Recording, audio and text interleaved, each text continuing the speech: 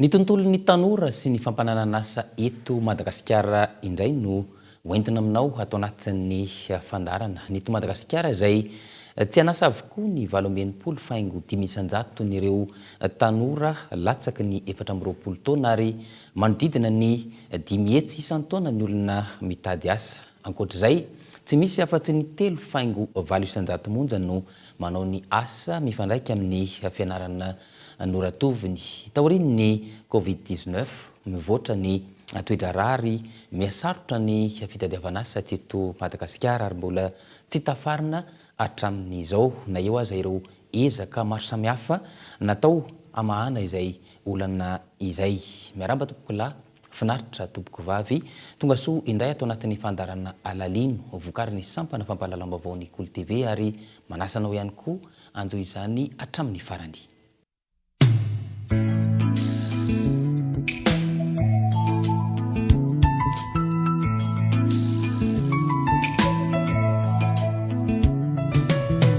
Raha ny tatitra navoaka ny OIT na ny Organisation Internationale du Travail, hiakatra ny tany tsy fananan'asa maneran-tany amin'ny ity taona 2024 ity, ary tafiditra anatin'izany ny eto Madagasikara. Mitombo ary mametraka ahiahy nefa ny fahasamihafana ara-tsosialy, hoy hatrany ny OIT manoloan'izany. Amin'ity taona 2024 ity, roa tapitrisa ireo hitady asa ka hatonga ny tany tsy fananan'asa ho 5.200 raha toka 5.100 zany ny taona 2024 lasa teo. Olana goavana io tsy fananan'asa io eto Madagasikara amin'izao fotoana. Azo sokajina 10 io olana mianjady io. Betsaka ny tanora tsy anasa, marefo ny tanora, manao asa tsy sahaza, misehatra amin'ny fambolena ny akamarony, tsy mifandanja ny fiofanana sy ny asa. Ratsy ny torolalana omenan'ny tanora amin'ny fiofanana, tsy mifandanja ny tolotra sy ny tinady, tsy ampy ny fahaiza-manao, ambany ny fampananan'asa ho an'ny tanora, ambany ny sehatra ahafahana manome fiofanana ireo tanora, ary ambany ny teti-bola natokana ho an'ny fanabeazana. Amin'ny ankapobeny, misy olona manodidina ny 5 hetsy isan-taona mitady asa eto Madagasikara. Vitsy amin'izany no mahita asa fivelomana ara-dalàna. Ohatra ny firenena sahirana rehetrarehetra, sahirana ny tanora mitady asa, fa misy indray asa be dia be fa asa tsy zarizary. Ny tena marina zany sahirana ny tanora mitady asa mba milamina na lelasaintsika hoe asa mendrika. Be dia be ny totanisa mivoaka fa anisany mety hoe manaitra dia le hoe isa-taona dia misy olona 10 mihitsy mitady asa eto, 500,000 dia nefany ary zay ny tena manahirana le rehefa mijery ianao zany statistika toa ohatran'ny hoe manamanan'asa daholo ny olona, fa tsy dia tena mbola tafapetraka tsara le statistika fa rehefa jerevanao teny eny amin'ny sehatra dia tena sahirana le tanora no mahita asa. Dia tsy tena misy hoe statistika officielle zany fa fatapatatra fotsiny hoe angamba vitsy amin'izay 10 mihetsy isa-taona zay no tena hoe mahita hoe asa zany mba hoe fivelomana ara-dalàna. Raha ny eto tanisa voaray ny volana Desambra 2024 lasa teo avy amin'ny cadre programmatique pays pour l'emploi et l'entrepreneuriat des jeunes na Madagasikara, latsaky ny 30 taona avokoa ny 17 faingo 900 mponina eto Madagasikara ka ny 13 faingo 700 420 hatramin'ny 9 taona. Tanora avokoa ny 700 n'ireo tsy anasa eto Madagasikara. Tanora avokoa ny 12 n'ireo mitady asa ary ny 30 faingo 700 n'izy ireo manao asa tsy zarizary, izany hoe manao asa tsy mifanaraka amin'ny diplôma ananany. Tamin'ny fanadihadiana tamin'izany fotoana hitantsika amin'ny RGPS dia 9 faingo 100 zany hoe olona 9 amin'ny olona 100 zany izay nivoaka nahita fianarana dia chômage. Zany zao ny zavatra mety tsy mahita asa. Dia le ambo mahita eo dia mbola veriko indray le mahita eo mahita fa asa somary manahirakirana tsy dia mifanaraka amin'ny diplômany, tsy ao tsara ny resaka karama, ny condition de travail tsy milamina fa dia hoe misy asa aloha dia zay ny ivelomana. Dia sasa moa manao an'le hoe non formel na informel moa tena fiteny anazy, zany hoe asa tsy fantatra hoe mivarobarotra, manao bizibizina, manao serasera ohatrohatran'izany dia tsy tanondra eny amin'ny tableau zany fa efa asa koa nefa aloha le izy na izany na tsy izany aza. Araka izany, tsy anasa ny 9 faingo 100 n'ireo navita fianarana, tsy misy afa-tsy 3 faingo 700 monja no manao ny asa mifandraika amin'ny fianarana noratoviny. Ny asa tsy manara-dalàna no betsaka eto amintsika ankehitriny ary vao maika ny tombo izany taoriny ny fandalovan'ny covid-19 teto amintsika. Raha ny antotanisa voaray tsy ara-dalàna na informel avokoa ny 7.4 isanjaton'ny asa eto Madagasikara. Hita sisy tsikaritra io tsy fananana asa io eny anivon'ny fiarahamonina. Any ka ny tombo isa ireo nanao asa antselika. Nidina teny amin'ny tsena Nosy zahay. Eto no ahitana famezivezena betsaka ary ahitana karazana asa maro ihany koa: mpibata entana, mpiambina toeram-pivarotana, mpanadio, mpiandry parking, mpanosika sarety, sécurité, taxi moto sy taxi bisikileta, taxi ville, mpamily sy mpanampy mpamily, mpivarotra, mpanety, mpanao volo sy tarehy, mpanao asa tanana sy ny maro hafa. Tanora avokoa ny ankamaroan'izy ireo. Ho an'ny sehatry ny sarety manokana, ny tombo isa ireo tanora misehatra ao aminy. Olona matetika zany le olona mian'lesaka sarety, olona tsy mana diplôma fa olona sahirana, dia nanaovana sarety izy mba hikaramany amelona vady aman-janany. Ny fatsaretana moa zany ataony tena hoe faran'izay zakany mianana satria 500 service an'andro ny fatsaretana hatramin'izao ary. Dia izy nefa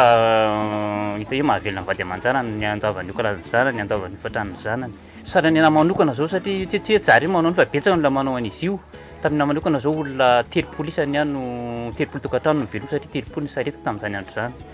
Ireo koa nefa tsy voatery le 30 ireo satria mbola misy koa le olona mpanosika miaraka aminazy. Misy mantsy le hoe izy ny tena tetirerana le saretanao, fa misy olona koa zany mbola manampy an'zareo ohatra hoe manakarazana ejofera kely zany izy miaraka aminazy, dia mbola takany miampy anakiroa na telo akoatran'izay zany fa indray tsy voafaritra moa ny isan'iny fa le resaka hoe 30 zany tena ny olona mivelongo. Tanora aloha zao mbola tena lasa mivarana amin'le sarety ary zao tena lasa tena betsaka ny olona mitady an'le sarety satria le asa ohatsy dia misy tsony le asa le resaka varotra izy dia manambola ampiasaina fa ny sarety zany tonga dia hoe direta tonga dia mitondra sarety izy dia mahazo vola izy. Raha nanodidina ny 3 arivo ny sarety teny Anosibe ny taona 2014 tafiakatra hatrany amin'ny 4 arivo isy zany amin'izao fotoana. Raha atao ny kajy tsotsotra mamelona olona manodidina ny 4 arivo sy 4 alina ny sarety eto Anosibe, raha raisina olona 3 isaky ny sarety no miasa. Samy mamelona ny tokantranony avokoa ireo. Izy ireo ihany koa no mamelona ny tompon'ny sarety izay hofaina isan'andro. Misy amin'ireo tompona sarety eny Anosibe tsy ahivona no manana sarety 200 isa ary misy manana hatrany amin'ny 2 arivo. Ny tombo isa ihany koa ireo tanora raisina ho isan'ny sécurité na mpiambina tsena eto Anosibe. Ohatra amin'izany ny FSAT, ka ireo tanora eo anivon'ny boriboritany faefatra no omena tombony. Dia voalohany aloha dia ponina eto amin'ny amatsena ny Nosy azy boriboritany faefatra, dia tanora eto amin'ny boriboritany faefatra no tena ezahana ampiasaina ato. Ny voalohany. Ny faharoa ny critère tadiavina dia olona salama vatana, salama saina ary olona volona mandrakariva. Olona mataotran'Andriamanitra ihany koa satria fiambesana tsena zany salafoana mpiambina raha tsy eo Andriamanitra. Izay ny tena critère ato aminay izay olona misoratra amin'ny fokotany ara-dalàna ihany koa dia mampiasa tanora eo amin'ny 100 eo. Misy vehivavy ao anatin'izay satria mena sehatra ihany koa vehivavy amin'ny lafiny arak'asa fanampiana eo tokantranony. Fa ny tena ato aminay amin'ny sécurité azy dia lehilahy no tena miasa, fa ny vehivavy moa dia napetraka ho mpanadio satria tanàna madio sy milamy mantanjona dia lehilahy miambina moa ny vehivavy manadio. Isan'ny niforona taorin'ny ireny Covid-19 ireny ihany koa ny taxi moto sy ny taxi bisikileta. Marina tokoa fa tamin'ny teo aminatin'ny aretina mamaivay zany noho ny simpy asa izay foronin'ny tanora aty. Ary tao anatin'izay nefa hita fa mahavelona le tanora le izy. Ary misy tombony ihany koa isaky ny ray mpianakaviana izay misehatra amin'io fitaterana kodiaran-droa io. Eny fa tsy voatery eo tsara ihany fa misy ny lesika ao anatiny. Tsy laza zao misy fanararotana ao anatin'ny sehatra. Izany hoe ny asan-jolahy resito mahery reny mikidina mpinina rehetra. Izany hoe maro zany tsy tambosaina izay lesika ao anatin'izay. Dia noho izay nandritra an'izay fotoana izay dia noso amin'izany hoe fanatsarana indrindra ihany koa zany fihezana ity asa ity ho sehatra matianina kokoa zany. erovana ny mpanjifa, erovana ihany koa ny chauffeur sy ny tompona moto satria misy mampiasa moto anivondreny tsy adintsika zay, ary ny akamaroan'ireo dia manofa ihany koa, zany hoe tsy mbola manana n'ilay fitaovana ho anazy manokana izy. Iray amin'ireo tafavoaka rehefa mampiasa tanora hafa ity raim-pianakaviana ity. Taxi moto no ny fahaverezana asa tao aorian'ny Covid-19 ireny no nataony, ary efa manana moto fanampiny indray izy amin'izao fotoana. Nampiasa moto anankiray tamin'ny voaloha, dia zao tsika miteny zao fa manana moto anankitelo ampiasaina satria le kely eo ampelantanana no ahitatra. Dia voatery tsy maintsy sasany tsy manana dia tsy maintsy manome asa ho an'le olona zany le izy. Ny famokarana no miteraka asa raha ny fanazavana. Araka izany, tokony ho hatsaraina ny famokarana ahafana miteraka asa ho an'ny tanora. Miteraka asa manko dia ny famokarana. Rehefa misy famokarana ka misy famatsim-bola matanjaka ao amin'ilay firenena dia avy hatrany dia misy asa be dia be zany miteraka. Dia raha ohatra ka milamina tsara ny any amin'ny lafiny amin'ny économie zany amin'ny toe-karena, dia raha ohatra favorable ho an'ny investissement ny olona, ny investissement zany hoe famatsim-bola amin'le zavatra, dia amin'ny ankapobeny aloha dia miteraka asa foana ireny zavatra ireny. Dia amin'izao fotoana izao moa misy ihany zavatra sasatsasany zany izay mamokatra asa ho an'ny tanora, ohatra ny hoe asa en ligne, travail en ligne zao avy any ivelany any, dia tonga dia maka piasa izy atao ana, dia be dia be ny tanora manao ireny zavatra ireny fa ny zavatra hita zany ny manahirana kely amin'izy ireny fotsiny, tsy fantatra hoe tafiditra ao anatin'ny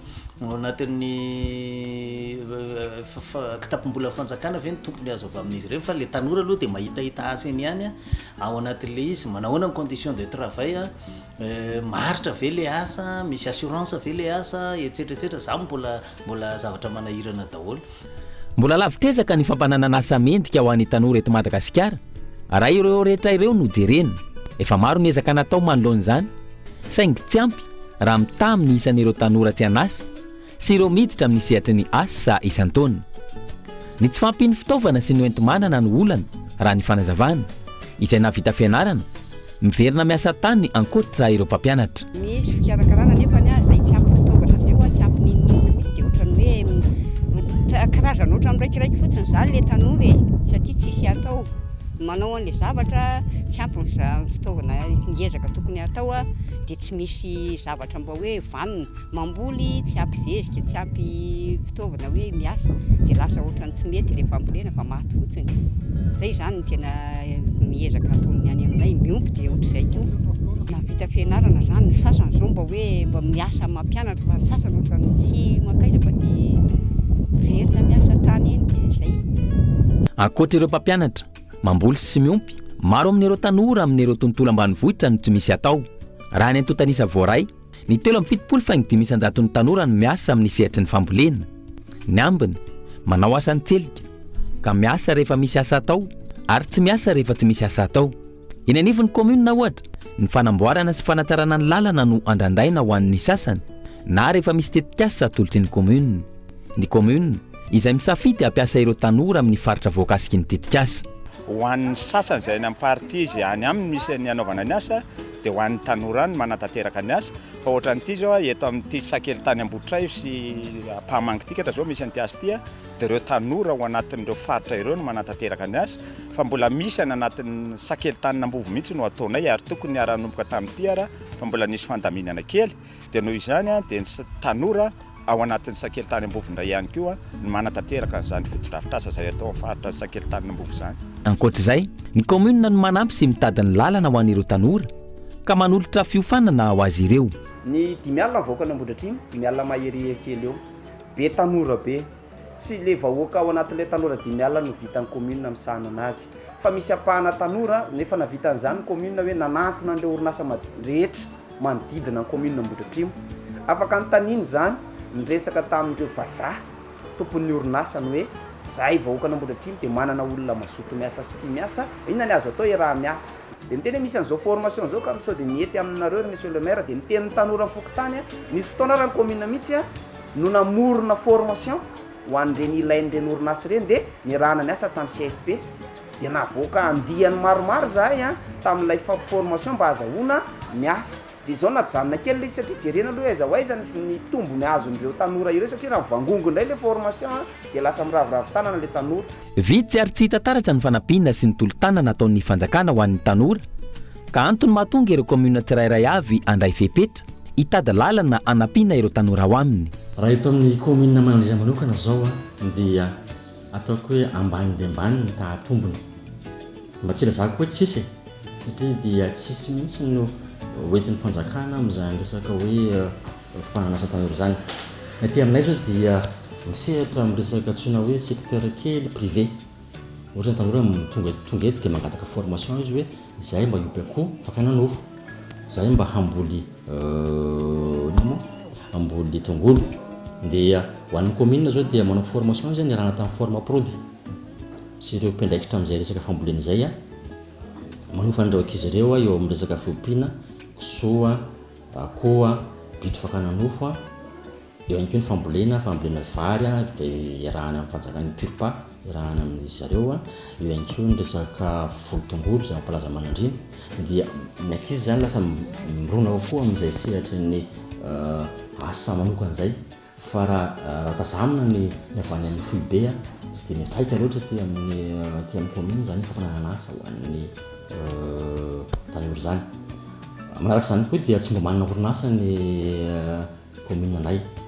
satria dia ray monja angamba ny orinasa eto aminay mba misy folota aminay fa ny ankoatr'izay dia miditra ny amin'ny fambolena daholo ny ankizy miditra manao fiompiana ihany koa tolo-tanana anatsarana ny fahaizana mamboly ananany ny tany ny fitaovana hoentina miasa ary ny lalam-barotra amin'ny takin'ireo tanora any amin'ny tontolo ambanivohitra zareo ny mahay mamboly mahay mamboly izy ny zavatra tadiavana zany de fanosehana kely fotsiny an'in'le fahaizana iny mba ho valorisena le fahaizana iny satria nylovainy tany amin'ny ray aman-dreniny eny ny tsy ampy amin'zareo zany iny le fahaizana iny anankiray de ny faharoa ny tany zany tsy ampy amin'ny tanora antsika any ambanivohitra izy ny tany moa mbola amindray aman-dreny de ny fahatelo ny capital financier zay hoentina miasa ary ny fahaefatra nefa ny tsena ihany koa itsika eto Madagasikara mpanjifa daholo le tanora any ambanivohitra raha ohatra izy ka tapa-kevitra ny amorona zavatra eo rehefa avokatra an'iny izy de ho ataony ezaka le izy satria ny tsena bahana n'le fanafarana avy any ivelany ane le tsena de tsy fatana izy tsy manana fahaiza manao hoe andeha naondrana entana any ivelany de tokony ampiana zany izy amin'izay zavatra zay de zay no ataoko hoe mila investissement sy mila politique publique tena matotra ary mieritreritra fa raha ny tanora ambanivohitra manokana mijerena de tokony ny politique agricole atsika tokony politique agriculture politique rurale atsika de tokony mifantoka bebe kokoa any amin'ny tanora any ambanivohitra zany isan'ny sakana tsy ahafahana manome asa ireo tanora na vita fianarana na any ambanivohitra na andeha nivohitra ny fisian'ilay antsoina hoe reproduction sociale moramora kokoa ny olona iray no mandova ny asa nataony ray aman-dreniny amin'ny lafiny ray le izy atao hoe mety misy lafiny manahirana satria ohatrany indrindray miteraka kolikoly hoe za zany efa miaramila de aingana kokoa miresaka miaramila de satria za efa fantatr'olona ao de moramora amiko no miteny hoe aomba karakarao ty sy ny sisy zany aloha zany tena efa corruption zany ary tsy mety zay zavatra zay ary tena manahirana zay zavatra zay kanefa tsara ny zava-mihitsy amin'ny fiarahamonitsika fa amin'ny lafiny anankiray rehefa dinianao lalandray zany nefa ny ara-sosiolojika tsy mahagaga ihany le reproduction sociale raha misy olona anankiray tamin'ny fahaza zany tao anatina tokantrano anankiray andao toko hoe mpampianatra de ny zavatra fampianarana zany no henoko ao an-trano ao mandritry ny andro de lasa mora amiko iny rehefa mivoaka ny ray aman-dreniko andeha hiasa ny fampianarana rehefa mivory izy any ampiasana de momba fampianarana de mazava ho azy fa lasa kokoa makany zany moramora kokoa amiko no tonga ho mpampianatra zany dridradritra le olona raha ohatra hoe tsy makany ivelany raha makany ivelany mantsy izy de tojo tontolo hafa mihitsy de mety tsy hanao an'iny asa iny izy fa raha mbola eto toerana zany de ohatrany hoe voatosika ara-piarahamonina makany mamokatra n'iny zavatra zay efa nataony ray aman-dreny iny de amin'ny lafiny sosiolojika izy tsy mahagaga fa ny manahirana kely am'le izy fotsiny le ty am'le lafiny zay le sako zay misy kolikoly eo anatin'le izy dia izay no mahatonga antsika hoe misy fananana ry ho lasa ohatran'izao lasa ohatran'izao dia mahagaga fa misy anaran'olona hitanao ao foana. Miteraka voka-dratsy ho an'ny fiarahamonina io reproduction sociale io. Antony mety tsy ilay olona manana traikefa sy fahaiza manao takina no mahazo ilay toerana sy ny asa. Mampandringa ny tontolo ny asa eto Madagasikara io, indrindra ny asa-panjakana. Possible ny hoe tena natsosika fotsiny dia tsy ao le fahaiza manao anatin'le izy, tena possible mihitsiny zany. Ary zay ary ny tena manahirana ny ao anatin'le izy, lasa le anarandray le anarandreny le maizy azy an'le olona no lasa mitondra le fahatongavany eo amin'le toerana. Dia angamba zany mampatonga antsika amin'izao fotoana izao frustré be dia be ny olona frustré hoe ao anatina toeram-piasana anankiray na sehatra anankiray dia misy olona tena mahay be ao fa tsy tafavoaka amin'le toerana tokony ho izy fa ny olona satria ny fianakaviany ohatr'izao satria zareo ohatran'izao dia izy no tonga ery aloha ery dia mitranga zany tranga zany. Misy ihany aloha na izany zany araka le voalazako teo hoe angamba ny isan-jatony kely indrindra hoe tao anatin'ny fianakaviana izy andao toko hoe avokary zareo ohatra na mpitsara dia mazava azy fa ny teny fanaovanao le lazain'ny Pierre Bourdieu hoe habitus, le habitus zany tafiditra ao amin'zareo dia mivoaka iny automatiquement rehefa miresaka izy sy ny sisa dia voaray any amin'ny examen izy aingana be izy mandray an'izy ary raha ohatra ka manana olana izy eny amin'ny sehatra ny asa dia aingana izy maka hevitra any amin'ny ray aman-dreniny ny fianakaviana satria efa lasa fananam-pianakaviana moa zany le fahaizana talentam-pianakaviana dia mety hoe ahomby izy eo amin'ny asa. Fa kely zay isan-jaton'izay fa amin'ny ankapobeny misy olona tena mahay sy mahafantatra ny zavatra ataony any anatin'ireny sehatra ireny fa tsy tafiditra izy satria tsy ry zareo le fianakaviana tsy le anarana tokony ho izy dia tsy gaga ianao raha misy fahasorsoraina frustration ary angamba ny everiko hoe anisany mampandringa ny tontolon'ny asa eto Madagasikara indrindra moa fa ny asa-panjakana fa aty amin'ny tsy miankina tsy maninona any amin'ny tsy miankina izy tsy dia mitranga loatra zay vitsy satria any amin'ny tsy miankina rehefa mifandrefy dia mifandrefy amina resaka vokatra. Ankoatr'izay, isan'ny zava-dehibe ahafahan'ny tanora miasa sy mamokatra ny fananany fahasalamana. Tsy afaka mamokatra sy mizaka tena raha tsy salama. Satria raha tanora tsy salama, ohatra hoe tanora victime na voka-loha loatra ohatra na hoe tanora roboka ao anatin'ny fitorohana zava-mahadomelana toy izany dia mety ho freine ny fampizakan-tena ny ireny tanora ireny. Tsy ho sanatriavin'ny vava-tsinona hoe tsy afaka hizaka-tena mandrakizay fa ao anatin'izay kosa hoe mety misy frein zany ho an'ny développement ny tanora izay. Ankoatra ny fijerena manokana ny fahasalamana, tokony hitovy ny fandraisana ny tanana ireo tanora na lahy na vavy. Raha ny fanazavana, tsy ao anatin'ny tanora malagasy ny fahaizana mampahalalana takiny ny vanim-potoana iainantsika. Tsy mahavaly ireo takiny fampandrosoana ny ankamaroan'ny tanora malagasy. Araka izany, mila fanovana ary mitaky drafitr'asa manokana ny fampianarana sy ny fanabeazana ary indrindra ny famolavolana ireo ankizy sy tanora ho afaka hiatrika ilay fepetra takiny ny vanim-potoana izay. Ho an'ny tanora amin'ny ankapobeny ireo, fa olana hafa manampy ireo ihany koa ny an'ireo tanora manana fahasembanana. Marina fa nisy ny dingana natao araka ny nambara teo mbola maro ireo sakana izay mila ravana. Anisan'izany lay toe-tsaina mihitsy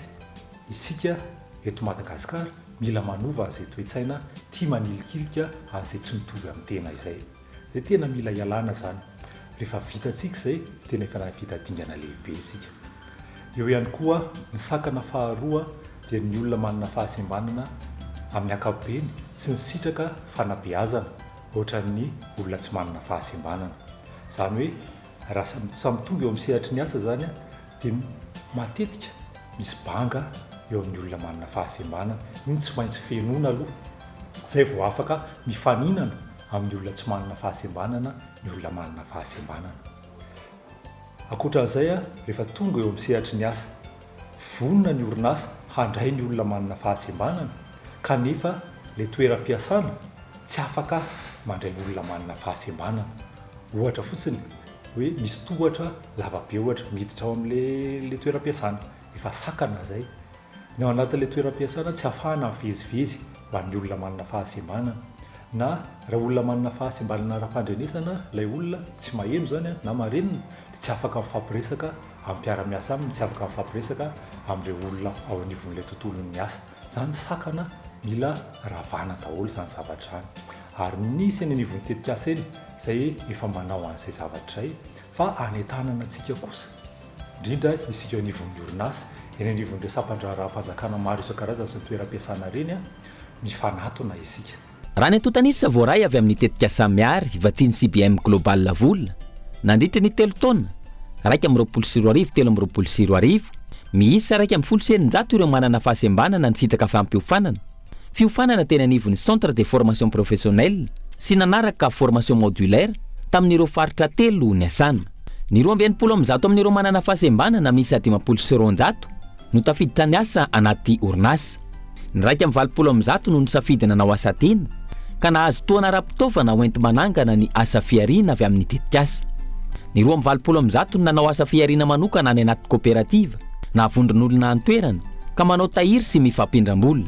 voafetra no ety manana amin'ireny tetikasa ireny ary tsy maharakotra ny etaetan'ny olona manana fahasembanana rehetra eto Madagasikara ny fanjakana malagasy araka izany no tompona raikitra voalohany mitady ny fomba hanampiana ireo olona manana fahasembanana eto Madagasikara dingana voalohany ary goavana amin'izany ny ady atao amin'ny fahantrana ny fahantrana izay misy ifandraisany betsaka amin'ny fahasembanana raha ny fanazavana mila hovaina ihany koa ny fomba fijery ireo olona manana fahasembanana ny olona manana fahasembanana amin'ny ankapobeny ary tsy eto Madagasikara rery fa maneran-tany dia mivoaka avy amin'ny fianakaviana izay tena sahirana satria misy roy mampifandray ny fahantrana sy ny fahasembanana mahantra ny olona dia tsy misitraka an'izay fitsaboana sahaza azy na ny reny bevoka zany na reny eo am-piterahana na le zaza voateraka tsy misitraka ny tokony ho sahaza azy dia mitombo ny tahany fahasembanana ary rehefa tonga ao amin'ilay fahasembanana izay ilay zaza ilay ankizy dia tsy misitraka any fanabeazana rehefa mihalehibe izy dia voailikilika eo anivon'ny fiarahamonina tsy misitraka izay tokony ho sitrahan'ny olona rehetrarehetra dia mitarika anazy makany amin'ny fahantrana zany dia mihodinkodina eo io zavatra io matetika zany ny olona izay manana fahasembanana dia anisan'ireo tena sahirana indrindra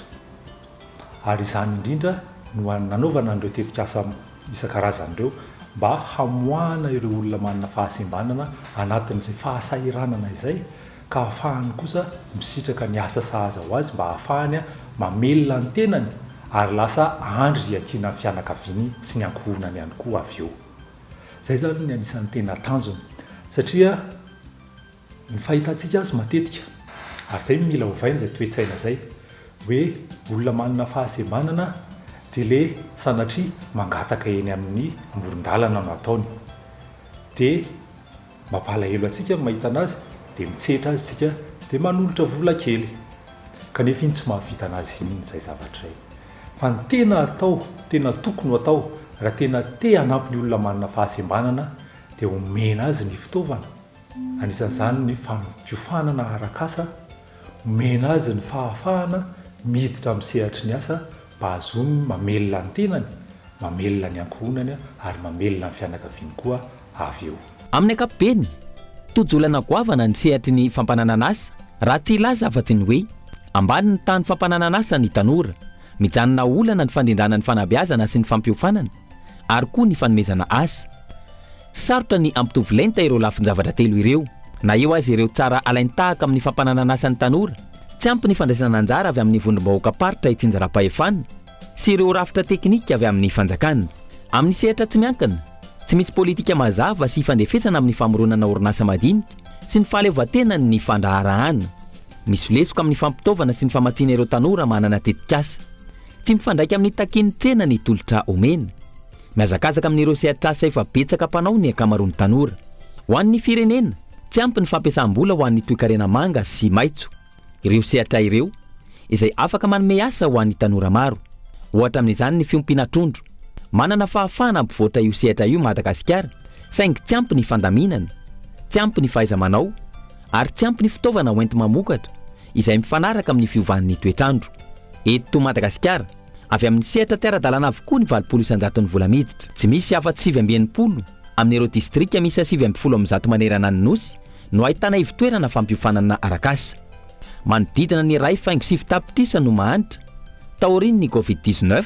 ary ray faingo telo tapitisa anaty fantrana lalina. Ankehitriny aza na enatra ny amin'ny 3.70 faingo 70 isanjato ny teti-bola natokana ho an'ny ministeran'ny tanora sy ny fanatanjahantena. Tsy nandalo fianarana ny 1.20 faingo 5 isanjato ny mponina mamokatra, ny 3.20 isanjato ny mponina latsaky ny 1.10 taona tsy mahay mamaky teny sy manoratra.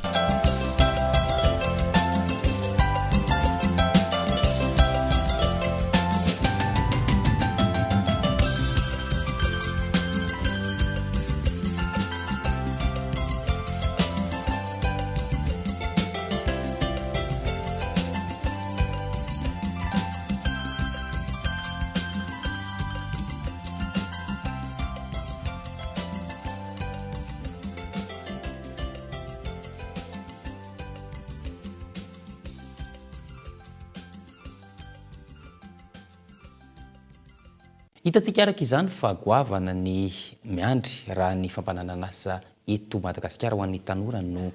jerena. Raha ny antontanisa voaray ny 570 faingo 4 isanjaton'ireo miasa no mandray karama latsaky ny 4 hetsy ariary isam-bolana ary ny 2.20 faingo 5 isanjaton'ireo tanora manao asa tsy mifanaraka amin'ny fepetra takina. Ny 3.70 isanjaton'ireo tanora misafidy lalam-piofanana tsy ahitana asa matianina. Mbola teboka iray manana ny lanjany manokana moa izay sehatra mamatianina izay. Antenaina araka izany fa